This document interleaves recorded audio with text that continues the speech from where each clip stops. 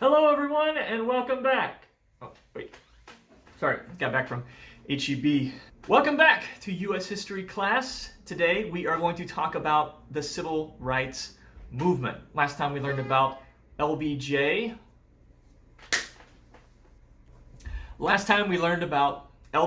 And today we're going to start telling this story. And that's what I want to do. I want to tell the story of the Civil Rights Movement in 4 parts. I want to introduce you to the characters who lived through it and kind of present this chronologically as best I can.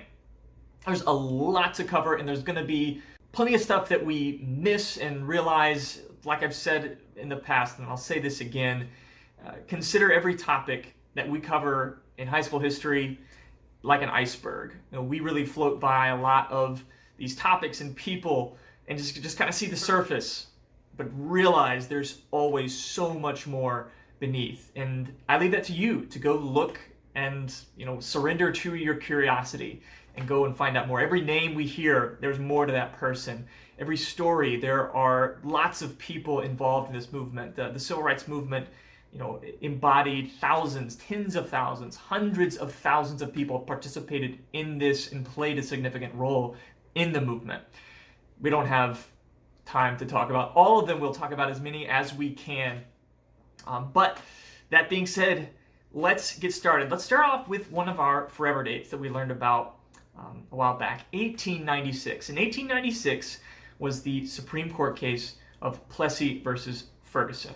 Homer Plessy refused to give up his seat in the first-class train car in Louisiana, and the Supreme Court decided that states could create laws that separated the races. They decided that it was possible and it was not unconstitutional for states to create these laws. And so this spurs on the states around the country to create laws separating the races. Now the term for this is segregated, okay? Separating the races in mostly public places like train cars, buses, public pools, and schools. So from 1896 through the 1950s, segregation laws became commonplace. They were everywhere, and in virtually every possible way, the races, particularly in the southern states, were separated. And it wasn't just people wanting to be separated, it was the laws that mandated that they be separated. One of those early leaders in the Civil Rights Movement, kind of before the movement as most people know it emerged, was a guy named A. Philip Randolph, who was a black labor activist who really gained a lot of steam in the 1930s and 1940s, organizing black labor unions. He organized the first labor union, the Brotherhood of Sleeping Car Porters, in 1937. During World War II, Randolph planned a march on Washington to protest discrimination in the workplace, as black laborers were being discriminated against and not given jobs, or if they were given jobs, not being paid the same as white laborers. And so he planned to protest this in Washington, go to the doorstep of Franklin Delano Roosevelt. But in the end, Roosevelt would guarantee that those laws would be, that those practices would be removed, and Roosevelt issued an executive order banning discrimination in the workplace, and this would lead to the Fair Employment Practices Committee. And in 1963, Randolph was one of the principal organizers of the famous March on Washington. We'll learn more about that later. Speaking of World War II, during World War II, the races were separated in the military. But in 1948, Harry Truman issues Order 9981. Okay, and this order desegregates the military. There was a bill in Congress that was going to desegregate the military, but Southern senators were threatening a filibuster in the Senate. A filibuster is when you literally just keep talking and don't stop talking until your opponent gives up and you win. Yep. And instead of letting that happen, Truman decides to go with an executive order 9981, desegregating the military. Later on, we'll see President Eisenhower take that, follow through, and ensure that those desegregation practices are put in place, that the military is integrated. Throughout the 1950s, the NAACP had been organizing and petitioning and to challenge segregation laws, especially in public schools. And in 1954, all that work manifested in the case of Brown versus the Board of Education. In 1951, Oliver Brown issued a class action lawsuit against the Board of Education in Topeka, Kansas, because his daughter, Linda Brown, had been denied entrance to an all-white public school. The case would eventually make its way to the Supreme Court, in which Brown and his attorney, Thurgood Marshall, were arguing that these laws violated the rights of Black Americans, particularly the 14th Amendment, which guaranteed equal protection from the law. Brown and Marshall would both argue that these schools were not equal. Okay, Black schools and white schools, they were separate, but they were not equal. And in fact, the separating of the races had a detrimental effect on the mental well-being and the self-esteem of Black children who were aware of this separation.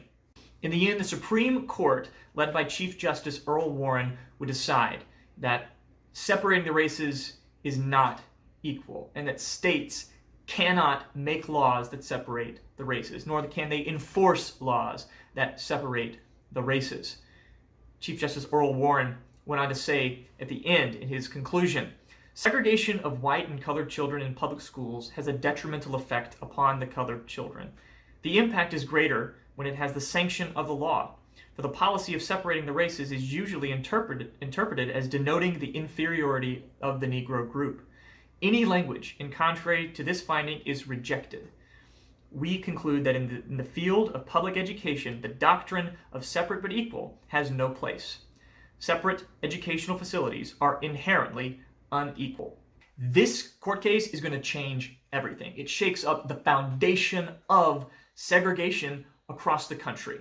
It took 58 years, but in 1954, the case of Plessy versus Ferguson in 1896 had been overturned. Separate was no longer equal. 1954 is a forever date, by the way. Now, if the case of Brown versus the Board of Education decision, if that was the foundation, this next story really is the spark to the flame that is going to light this movement on fire. And it's a sad story. It's a tragedy. It's a story of the murder of Emmett Till. Emmett Till was 14 years old. He was from Chicago, and he went down to Money, Mississippi to visit family, his uncle, Mose Wright. One day when Emmett Till was with some friends at the country store, he had a run-in with a white woman by the name of Carol Bryant. He went into the store to buy some gum, he left with his friends, and later it was alleged that when he left, he whistled at Carol Bryant. And there were a couple white patrons and people that, agreed that this is what happened. That allegation later escalated to he grabbed her and he harassed her. Now the story spread around town, and eventually it got to Carol Bryant's husband, Roy Bryant, who went with his half-brother, J.W. Millen, to confront Emmett Till at his great-uncle Mose Wright's home. And it's there that they kidnapped Emmett Till. They put him in a car, and they drove off. 3 days later, the body of Emmett Till was found in the Tallahatchie River. He had a bullet wound in his head.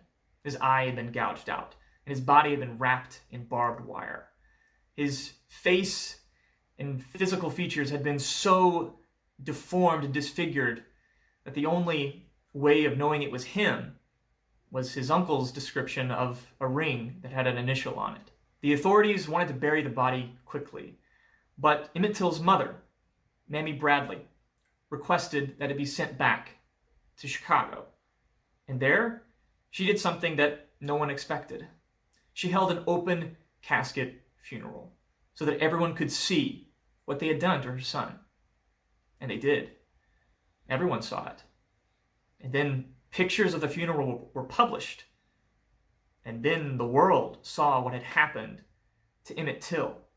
People were shocked at the horror and the manifestation of this evil and racism. And eventually, there was a trial for Bryant and Millam, the murderers and kidnappers of Emmett Till. The trial was conducted in a segregated courthouse with an all-white jury who, after less than an hour of deliberating, decided that both men were not guilty. They were not guilty of murder, and they were not guilty of kidnapping.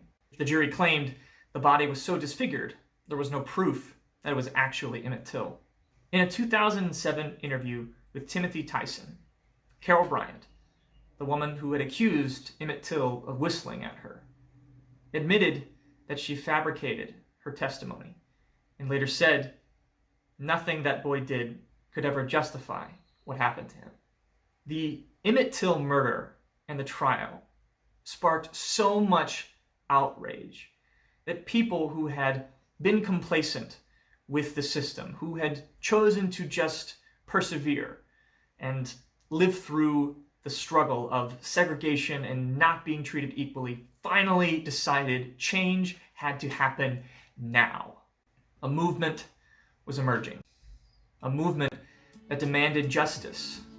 A movement that demanded change. A movement that was non-violent. A civil rights movement. The next time we meet, we'll tell the story of Rosa Parks, the Little Rock Nine, and the Greensboro Four. Until then, make it a great day.